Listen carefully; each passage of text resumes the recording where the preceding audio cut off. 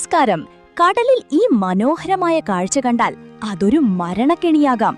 എന്താണ് ഈ square waves? ഇതിനെ ക്രോസ് സീ അല്ലെങ്കിൽ സ്ക്വയർ വേവ്സ് എന്ന് വിളിക്കുന്നു. കടലിലെ ഒരു ചെസ് ബോർഡ് പോലെയാണിത്. ഒറ്റ നോട്ടത്തിൽ പ്രകൃതിയുടെ അതിമനോഹരമായ ഒരു അത്ഭുതമായി നമുക്ക് തോന്നും. പക്ഷേ ഇതെങ്ങനെയാണ് ഉണ്ടാകുന്നത്? വളരെ ലളിതമായി പറഞ്ഞാൽ, രണ്ട് വ്യത്യസ്ത ദിശകളിൽ നിന്നുള്ള കാറ്റുകൾ കൂട്ടിമുട്ടുമ്പോഴാണ് ഇത് സംഭവിക്കുന്നത്. ഒരു ഭാഗത്തു നിന്നുള്ള കാറ്റുണ്ടാക്കുന്ന തിരമാലകളെ മറ്റൊരു ദിശയിൽ നിന്നുള്ള പുതിയ കാറ്റും തിരമാലകളും വന്ന് കുറുകെ മുറിച്ചു കടക്കുന്നു. അങ്ങനെയാണ് വെള്ളത്തിനു മുകളിൽ ഈ ചതുരങ്ങൾ രൂപപ്പെടുന്നത്. കാണാൻ എന്ത് ഭംഗിയുണ്ടെങ്കിലും എന്തിനാണ് നമ്മൾ ഇതിനെ ഭയക്കേണ്ടത്? കാരണം ഈ തിരമാലകൾക്കടിയിൽ അതിശക്തമായ അടിയൊഴുക്കുകളുണ്ട്. ഈ രണ്ട് തിരമാലകൾക്കിടയിൽപ്പെട്ടാൽ വലിയ കപ്പലുകൾക്ക് പോലും നിയന്ത്രണം നഷ്ടപ്പെട്ട് മറിഞ്ഞു പോകാൻ സാധ്യതയുണ്ട്.